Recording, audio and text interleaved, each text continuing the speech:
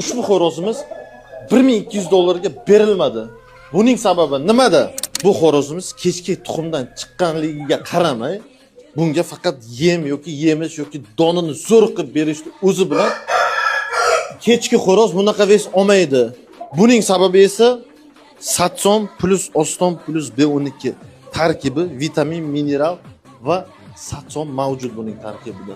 Berilish tartibi bitta plastinkasi 10 ta tabletka, ertalab bitta, kechqurun bitta beriladi. Повторный kurs 5 kundan keyin.